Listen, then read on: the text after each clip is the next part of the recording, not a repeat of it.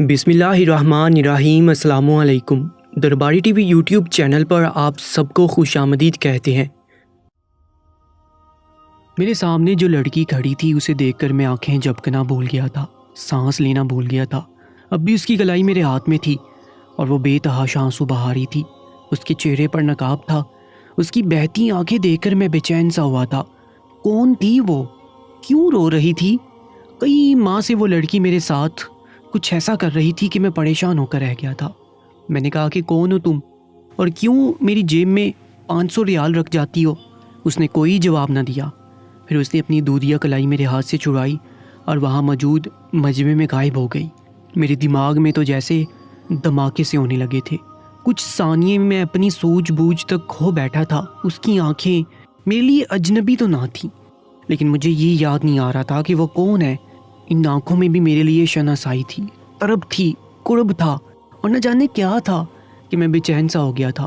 کچھ سالوں سے میری زندگی بہت پرسکون سی گزر رہی تھی اور مجھے دنیا کے جمیلوں کی کوئی پرواہ نہ تھی۔ میں خوش تھا جہاں تھا، لیکن اس لڑکی کی عجیب و غریب حرکتوں نے مجھے بے چین کیا تھا۔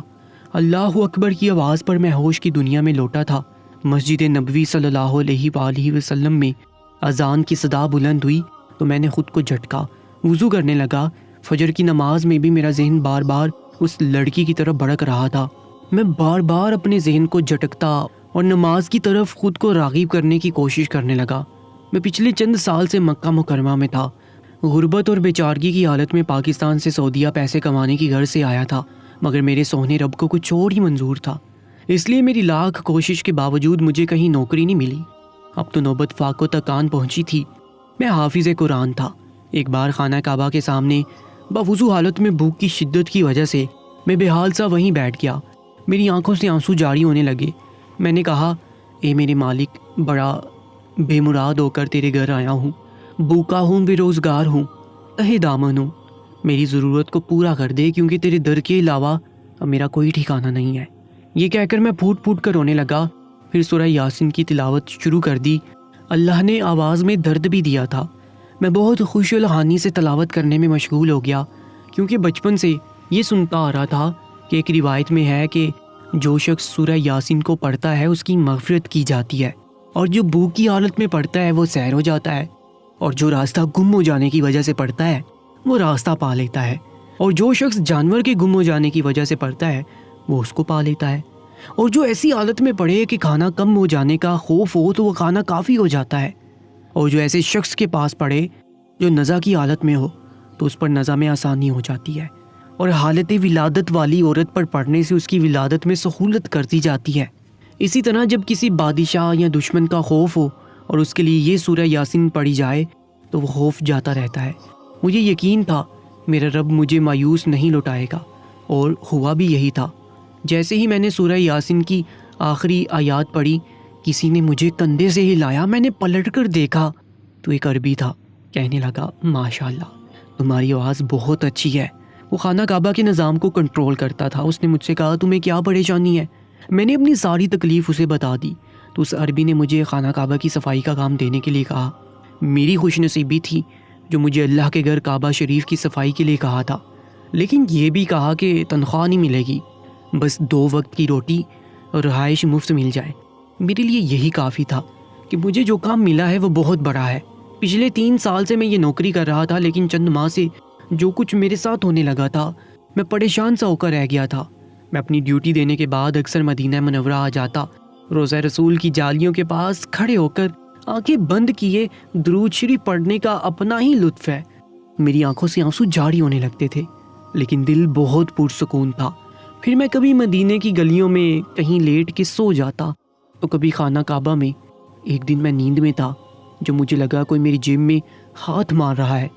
میں تہجد پڑھ کر سویا تھا۔ اس وقت گہری نیند کے غلبے میں تھا کہ جب میں نے نیمواں آنکھیں کھولی مجھے بس ایک کالا سایہ سا نظر آیا، اور پھر یوں محسوس ہوا کہ میری آنکھوں کو کھلتا دیکھ کر وہ جو کوئی بھی تھا وہاں سے بھاگ گیا تھا۔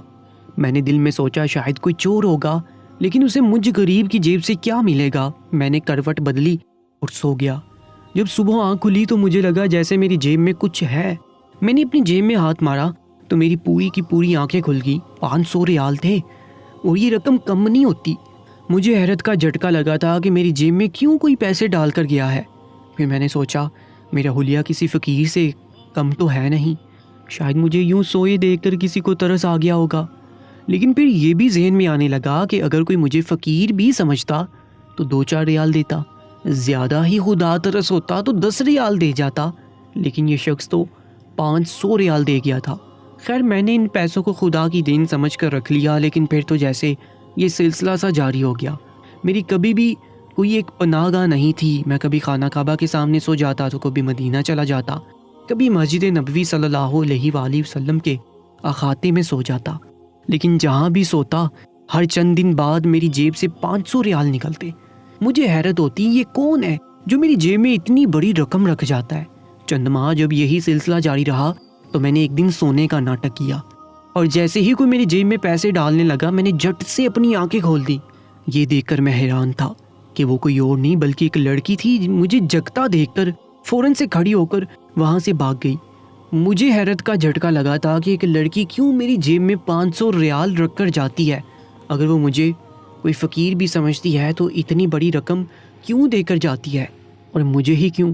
ایک دن تو میں نے ٹھان لی تھی کہ میں اس لڑکی سے پوچھوں گا کہ مجھے کیوں 500 ریال دے کر جاتی ہے۔ میں نے تو کبھی اللہ کے علاوہ کسی کے سامنے ہاتھ نہیں پھیلایا، اور جو کچھ انعام اللہ نے مجھے دیا تھا میں اس میں خوش تھا۔ مجھے پیسوں کی ضرورت نہیں تھی، اس لیے ایک دن جیسے وہ میری جیب میں پیسے رکھنے آئی میں نے اس کی کلائی پکڑ لی اور اٹھ کر بیٹھ گیا۔ لیکن میرے ہوش اس وقت اڑے جو میں نے اس کی روتی آنکھوں کو دیکھا۔ جو کچھ اس کی آنکھوں میں تھا اسے دیکھ کر میں بے چین سا ہو گیا تھا۔ اب تو مجھے لازمی وجہ معلوم کرنی تھی کہ کون تھی وہ اور کیوں رو رہی تھی۔ اگلے کئی روز میں اس کا انتظار کرتا رہا لیکن وہ نہیں آئی، لیکن مجھے بے چین سا ضرور کر گئی تھی۔ جب بھی میں آنکھیں بند کرتا اس لڑکی کا روتا چہرہ میرے سامنے آ جاتا۔ میری جیب میں اب تک اس کے رکھے سارے ریال موجود تھے، لیکن مجھے پیسوں کا لالچ نہ تھا۔ میں یہ سارے پیسے اس لڑکی کو لوٹانا چاہتا تھا، لیکن کئی دن انتظار کے بعد بھی وہ نہیں آئی۔ میں بھی اپنے کام میں مصروف ہو گیا۔ ایک بار میں خانہ کعبہ کے باہر صحن کی صفائی ستھرائی کر کے فارغ ہوا تھا، کچھ دیر سستانے کے لیے وہیں پر لیٹ گیا۔ اس وقت دسمبر کا مہینے کا موسم کافی سرد تھا۔ مجھے ٹھنڈ تو محسوس ہو رہی تھی، لیکن میرے پاس اوپر لینے کے لیے کچھ نہیں تھا۔ جب مجھے لگا کہ مجھ پر کسی نے گرم شال دی ہے، میں نے آنکھیں کھول کر دیکھا تو وہی لڑکی کالے رنگ کے برقعے میں ملبوس نقاب کیے ہوئے تھی، مجھ پر گرم شال دے رہی تھی۔ اس سے پہلے کہ وہ آج بھی بھاگ جاتی میں اٹھ کر بیٹھ گیا، اور مجھے یوں بیٹھا دیکھ کر گھبرا گئی۔ اس سے پہلے کہ وہاں سے جاتی میں نے کہا، اے لڑکی، تمہیں تمہارے رب کی قسم ہے یہیں رک جاؤ۔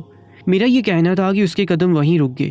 میں کھڑا ہو گیا، اس کے پاس آیا تو وہ مجھ سے نظریں چرانے لگی۔ میں نے کہا، کون ہو تم؟ کیوں میرا بھلا کرنے پہنچ جاتی ہو؟ میں کوئی فقیر اور لاچار نہیں ہوں جو تم میری جیب میں پیسے رکھ جاتی ہو۔ وہ کہنے لگی، میں تمہاری مقروض ہوں، تم پر احسان نہیں کر رہی، رحیم بخش۔ اس لڑکی کے منہ سے اپنا نام سن کر تو میرے دماغ میں آندیاں سی چلنے لگی تھی۔ اس کی آواز مجھے کئی سال پیچھے لے گئی تھی۔ میں کئی قدم اس سے پیچھے ہٹ گیا، مجھے لگا میرا دل دھڑکنا بھول گیا ہے۔ اس کی آواز جیسے ہی میری سماعتوں میں ٹکرائی تھی مجھے بہت کچھ یاد آ گیا تھا، وہ سب جسے بلانے کے لیے میں 7 سمندر پار یہاں پہنچا تھا۔ میرے چہرے کی رنگت پھک پڑ چکی تھی، میں تیزی سے وہاں سے بھاگنے لگا۔ مجھے یہ آواز نہیں سننی تھی جس نے مجھ سے میرا سب کچھ چھین لیا تھا، یہاں تک کہ مجھ سے میرے جینے کا حق بھی مجھے لگا۔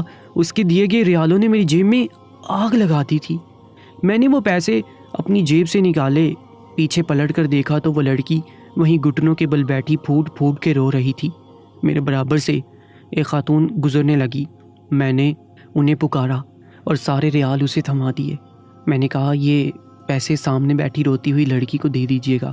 اس کے بعد میں رکا نہیں، ورنہ شاید پتھر کا ہو جاتا۔ میں تیزی سے چل رہا تھا، کہیں چھپنے کی کوشش کر رہا تھا جہاں وہ لڑکی مجھے دوبارہ کہیں نہ ڈھونڈ سکے۔ میں ایک اندھیرے کونے میں جا کر بیٹھ گیا، میرا تنفس بری طرح سے چل رہا تھا۔ میں نے دیوار سے ٹیک لگائی تو کئی آنسو میری آنکھوں سے ٹوٹ ٹوٹ کر بہنے لگے۔ بڑے عرصے بعد میں دنیاوی حالات پر آنسو بہا رہا تھا، ورنہ تو اب میرے آنسو یا تو عشق الہی میں بہتے تھے یا پھر عشق مصطفیٰ صلی اللہ علیہ وآلہ وسلم میں۔ اس لڑکی نے میرے سلے سارے زخم ادھیر دیے تھے۔ وہ میرے گاؤں کے جاگیردار کی مغرور بیٹی تھی۔ میرا والد اس کی حویلی میں ڈرائیور کی نوکری کرتا تھا۔ میں شہر میں پڑھتا تھا، تعلیم مکمل کر چکا تھا، ایک اچھی نوکری کی تلاش میں تھا کہ جو مجھے اماں کا فون آیا، کہنے لگی رحیم بخش تمہارے ابا کی طبیعت ٹھیک نہیں ہے، اس لیے جلدی گاؤں پہنچو۔ یہ سننا تھا کہ میں نے اگلے ہی روز کی سویرے والی بس پکڑی اور گاؤں کے لیے روانہ ہو گیا۔ چند گھنٹوں میں میں گاؤں پہنچ گیا تھا۔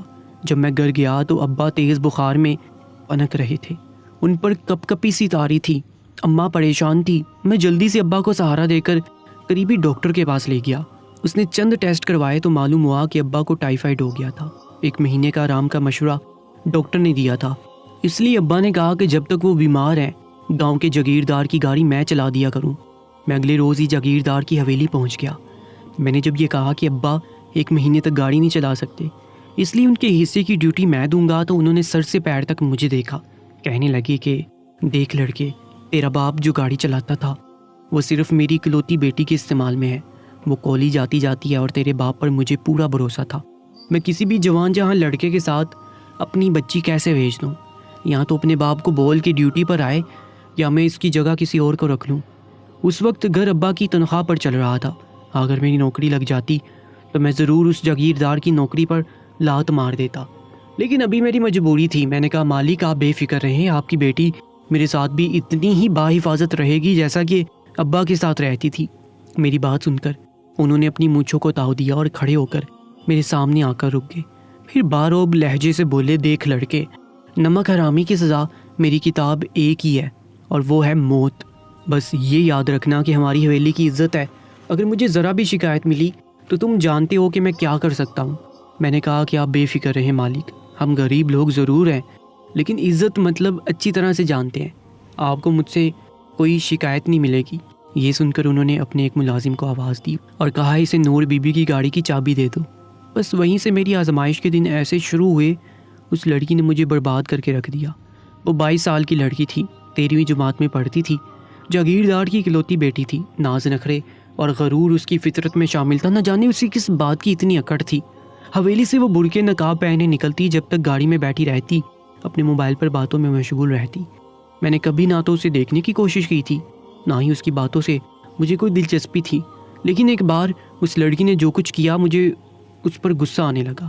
گاڑی سٹاپ پر کھڑی تھی، اس دن ٹریفک معمول سے کچھ زیادہ ہی تھی، سڑکیں جام ہو چکی تھیں، گرمی کی شدت بھی آج پہلے کی نسبت زیادہ لگ رہی تھی۔ حالانکہ گاڑی میں AC چل رہا تھا، لیکن وہ لڑکی بیزار سی ہو رہی تھی، کہنے لگی ڈرائیور باہر جا کر دیکھو کہ کیوں اتنا ٹریفک جام ہے۔ میں نے کہا بی بی جی آپ کے سامنے ٹریفک کے حالات ہیں، میرے باہر جانے سے کیا فرق پڑے گا، روڈ جب کھلنا ہوگا تبھی کھلے گا۔ میری بات سن کر وہ کہنے لگی جو میں کہہ رہی ہوں تم وہ کرو، ملازم کا کام مالک کا حکم بجا لانا ہے، باہر جا کر ٹریفک وارڈن سے کہو کہ سڑک کو خالی کرے، مجھے دیر ہو رہی ہے۔ یہ سن کر مجھے اس لڑکی پر غصہ آنے لگا اور تعجب بھی تھا، یہ سڑک اس کے باپ کی تو تھی نہیں جو اس کی مرضی پر کھلتی، لیکن میں گاڑی سے نیچے اتر گیا۔ کچھ دیر ٹریفک وارڈن کے پاس کھڑا، اس سے دریافت کرنے لگا کہ آج کیوں اتنا ٹریفک جام ہے۔ وہ کہنے لگا کہ آگے کا پل ٹوٹ چکا ہے، اس لیے ٹریفک یہیں جمع ہے، اس لیے ابھی 15-20 منٹ لگیں گے۔ وہیں کھڑا ہو کر گاڑیوں سے بڑی سڑکیں دیکھنے لگا کہ جب اس لڑکی کی مغلیات میرے کانوں سے ٹکرائیں، وہ ایک فقیر کو گالیاں بک رہی تھی۔ کہنے لگی تم نیچ ذات کے لوگ نہ جانے کیوں پیچھے ہی پڑ جاتے ہو، اگر تمہارا بچہ بیمار ہے تو میں کیا کروں، جب کہہ دیا کہ دفع ہو جاؤ میری گاڑی کے پاس سے تو کیوں کھڑی ہو۔ وہ ایک فقیرنی سے جگڑ رہی تھی اور مغلیات بھی بک رہی تھی۔ وہاں موجود بہت سے لوگ اسے دیکھنے لگے۔ مجھے اس گھمنڈی لڑکی پر بہت غصہ آیا۔ میں گاڑی کے پاس آیا اور اس فقیرنی کو جیب سے پیسے نکال کر دے کر چلتا کیا۔ وہ واقعی بے بس اور مجبور لگ رہی تھی۔ میں نے اسے کہا کہ آپ اچھی خاصی پڑھی لکھی لگتی ہیں اور سوچ اتنی چھوٹی، یہ اونچی ذات اور نیچ ذات کیا ہوتی ہے بی بی جی، اللہ نے سب انسانوں کو ایک جیسا ہی بنایا ہے، ذات پات کا فرق ہمارے نبی صلی اللہ علیہ وآلہ وسلم نے اپنے آخری خطبے میں ختم کر دیا تھا کہ کسی گورے کو کالے پر اور امیر کو غریب پر کوئی فوقیت حاصل نہیں، اور یہ سبق ہمیں اسکول کی پرائمری کلاس میں ہی یاد کروا دیا جاتا ہے۔ مجھے افسوس ہے کہ آپ کالج میں آ کر ان بیسک باتوں سے انجان ہیں۔ میری بات شاید اسے اپنی تضحیک لگی تھی، اس نے مجھ سے کچھ نہیں کہا، لیکن غصے سے بپھری گاڑی میں بیٹھی رہی۔ اس کے بعد اس کا رویہ مجھ سے اور بھی برا ہونے لگا۔ ایک دن کالج کے پاس نیچے اتر کر مجھ سے کہنے لگی اے ڈرائیور میرے جوتے پر مٹی لگ گئی ہے، چلو صاف کرو میرا جوتا۔ یہ سن کر مجھے حیرت کا جھٹکا لگا۔ میں کام کرتا تھا اور اس کے پیسے لیتا تھا، اس امیر زادی کا مجھ پر احسان نہ تھا۔ میں نے کہا سوری بی بی جی، یہ میرا کام نہیں ہے۔ میرا یہ کہنا تھا کہ گھر پہنچ کر اس نے میری شکایت اپنے باپ سے لگا دی۔ جاگیردار نے مجھے حویلی کے اندر بلایا۔ اس وقت وہ بہت غصے میں تھا، کہنے لگا تم نے میری بیٹی کا جوتا صاف کرنے سے انکار کیا۔ میں نے کہا مالک یہ میرا کام نہیں ہے، میں گاڑی چلاتا ہوں اور اس کی تنخواہ لیتا ہوں۔ جاگیردار کہنے لگا تمہارے باپ کے علاج کے پیسے بھی بھر رہا ہوں، اگر تمہیں ابھی کے ابھی نوکری سے نکال دوں تو ہوش ٹھکانے آ جائیں گے، چلو جوتا صاف کرو نور کا۔ میں نے اس بد دماغ لڑکی کا جوتا صاف کر دیا، کیونکہ اس وقت میرے پاس نوکری نہیں تھی۔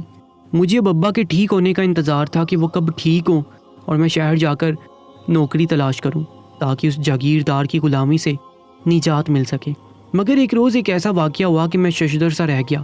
وہ لڑکی کالج پر اتری اور مجھ سے کہنے لگی کہ تم جاؤ۔ میں واپس حویلی جانے کی بجائے نوکری کے لیے شہر میں ہی انٹرویو کے لیے چلا گیا۔ واپسی پر میرا ارادہ تھا کہ کالج کے باہر ہی کھڑا ہو جاؤں گا۔ میں ابھی انٹرویو دے کر روڈ پر ہی تھا کہ جب میں نے ایک گاڑی میں نور کو ایک لڑکے کے ساتھ بیٹھے دیکھا۔ وہ اس سے ہنس ہنس کر باتیں کر رہی تھی، دیکھنے سے لگ رہا تھا جیسے دونوں آپس میں بہت بے تکلف ہوں۔ میں یہ دیکھ کر حیران تھا۔ گاڑی آگے بڑھی تو میں نے بھی اس گاڑی کا پیچھا شروع کر دیا۔ وہ گاڑی ایک ہوٹل کے سامنے رکی۔ جب تک میں اس ہوٹل تک پہنچا نور اس لڑکے کے ساتھ ہوٹل کے اندر جا چکی تھی۔ میں بھی ہوٹل کے اندر چلا گیا۔ کالج جانے کے بہانے وہ کیا کرتی پھر رہی تھی۔ میں نے اسے لفٹ میں اس لڑکے کے ساتھ اوپر جاتے دیکھا۔ میں سیڑھیوں سے اس فلور پر بھاگتے ہوئے گیا۔ جب میں مطلوبہ فلور پر پہنچا تو وہ اسی لڑکے کے ساتھ ایک کمرے میں جا رہی تھی۔ یہ دیکھ کر میرے ہوش اڑ گئے۔ میں اس کمرے کے پاس پہنچ گیا اور دروازہ پیٹنا شروع کر دیا۔ دروازہ اس لڑکے نے کھولا۔ نور بنا دوپٹے کے اندر بیڈ پر بیٹھی تھی۔ مجھے دیکھ کر گھبرا گئی۔ میں نے اس لڑکے کو پیچھے دھکیلا اور کمرے کے اندر داخل ہو گیا۔ ایک زوردار تھپڑ میں نے نور کے منہ پر مارا۔ میں نے کہا تم پڑھنے آتی ہو یا اپنے باپ کی عزت کا جنازہ نکالنے؟ میں نے اسے بازو سے پکڑا اور اپنے ساتھ ہوٹل سے باہر لے گیا۔ وہ بار بار مجھ سے کہنے لگی کہ میں یہ بات اس کے باپ سے نہ کہوں۔ میں چپ تھا۔ میں نے اسے گاڑی میں بٹھایا اور حویلی لے جانے لگا۔ وہ رونے لگی، کہنے لگی کہ وہ آئندہ کچھ نہیں کرے گی، بس میں اس کی شکایت اس کے باپ کو نہ لگاؤں۔ میں نے اس کی بات مان لی اور اسے حویلی چھوڑ دیا۔ ایک بار وہ مجھ سے کہنے لگی کہ وہ مجھ سے کچھ ضروری بات کرنا چاہتی ہے، اگر میں رات میں چھپ کر اس کے کمرے میں آ جاؤں تو وہ مجھے ایک راز کی بات بتانا چاہتی ہے۔ میں نے کہا کہ میں کیوں چوروں کی طرح تمہارے کمرے میں آؤں؟ کہنے لگی کہ وہ لڑکا اسے بلیک میل کر رہا ہے، وہ مجھے کچھ دکھانا چاہتی ہے تاکہ میں اس کی مدد کر دوں، وہ میری احسان مند ہوگی۔ میں نے اس کی بات مان لی اور رات کو حویلی کی دیوار پھلانگ کر بڑی مشکل سے نور کے کمرے تک پہنچا۔ وہ جاگ رہی تھی۔ میرا مقصد اس کی مدد کرنا تھا، لیکن جیسے ہی میں اس کے کمرے میں پہنچا اس نے اپنے کپڑے پھاڑ کر شور شرابہ شروع کر دیا، زبردستی میرے ساتھ لگی۔ میں تو ہونک سا ہو کر رہ گیا تھا۔ میں نے اس لڑکی سے اپنا آپ چھڑوانا چاہا، اسی اثنا میں کمرہ دھکے سے گل گیا۔ سامنے جاگیردار تھا۔ وہ لڑکی اپنے باپ کو دیکھ کر مجھے دھکا دے کر اپنے باپ کے ساتھ لگ کر رونے لگی، کہنے لگی اس شخص نے میری عزت برباد کرنی چاہیے۔ یہ سن کر میرا دماغ چکرا گیا۔ میں نے کہا مالک یہ جھوٹ بول رہی ہے، اس نے خود مجھے بلایا تھا، لیکن میری بات پر کسی نے بھروسہ کرنا تھا۔ اس لڑکی نے شاید مجھ سے بدلہ لیا تھا۔ مجھے مالک نے بہت مارا، مار کر لہو لہان کر دیا۔ جب میں نیم مردہ حالت کا ہو گیا تو مجھے مردہ سمجھ کر دریا میں پھینک دیا۔ لیکن جب مجھے ہوش آیا میں ہاسپٹل میں تھا، کسی نے مجھے دریا کے کنارے دیکھ کر ہاسپٹل پہنچا دیا تھا۔ میں نے فون کر کے اپنے گھر والوں کے بارے میں اپنے ایک دوست سے دریافت کیا تو وہ کہنے لگا جاگیردار نے تیرے ماں باپ کو مروا دیا ہے۔ یہ سن کر میں رونے لگا۔ اس لڑکی نے میرا سب کچھ برباد کر دیا تھا۔ پھر وہ کہنے لگا جاگیردار کے ساتھ بھی اچھا نہیں ہوا، اس کی بیٹی گھر سے بھاگ گئی ہے، سنا ہے اس نے شہر میں یار پال رکھا تھا۔ پاکستان میں میرا سب کچھ برباد ہو گیا تھا۔ میں نے سعودیہ کے لیے اپلائی کر دیا۔ میرے دوست نے میری مدد کی لیکن مجھے نوکری نہیں ملی۔ کچھ میں بالکل ٹوٹ چکا تھا۔